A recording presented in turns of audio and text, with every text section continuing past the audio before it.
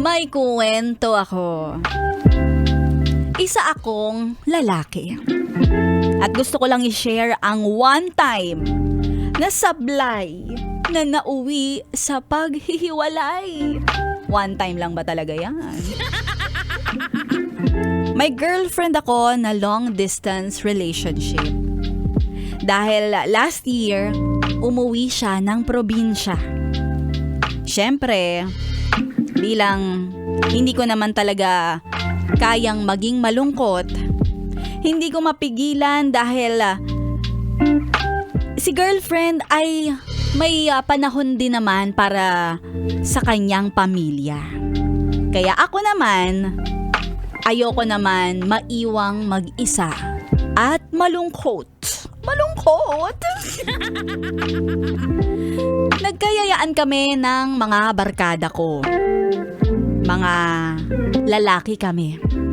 At dahil mapepera kaming lahat, dahil kakatanggap lang ng sweldo, nagkayayaan kami.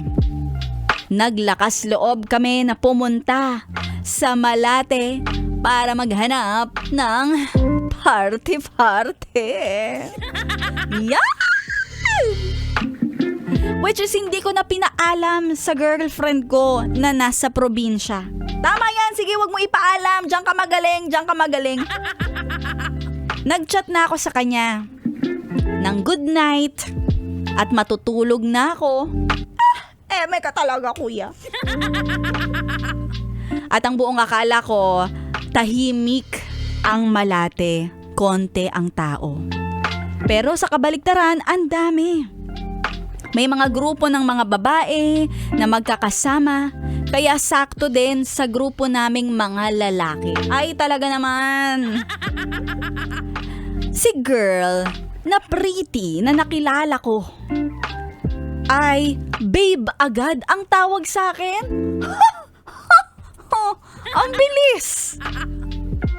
We enjoy the party non-stop cause we're in the spot. Ano ba yan? May mga paganyan-ganyan pa. Biglang tumawag si girlfriend sa kasagsagan ng aming pagpa-party-party. Kaya lumabas muna ako to find a quiet place para hindi ako mahuli. At pagkasagot ko, ang tanong agad niya, "Nasan ka?" Wow. Ay, yun yung tinatawag na woman's instinct. Sabi ko na lang, ginising ako ni mama kaya kumain muna ako dito sa bahay. Hindi ako nakaisip ng magandang alibay. Normal naman na may nagpa-party-party pa din ng ganitong mga 10 oras ng gabi sa mga kapitbahay. Tapos, hindi ko na malayan yung pretty girl na nakilala ko. Sinundan pala ako. At talagang habang may kausap ako, lumapit siya. At sabi, "Kanina pa kita hinahanap.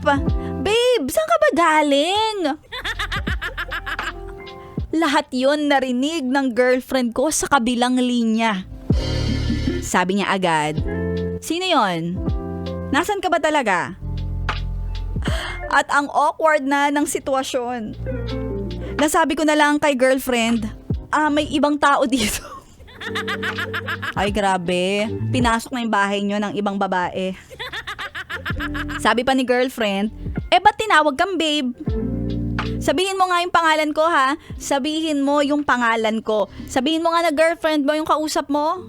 Medyo irita na ang boses ng girlfriend ko. Kaya kung hindi mo sasabihin, ibababa ko to. At ayun, ibinaba niya na ang phone. At nasira na ang aming 2 taon na relasyon.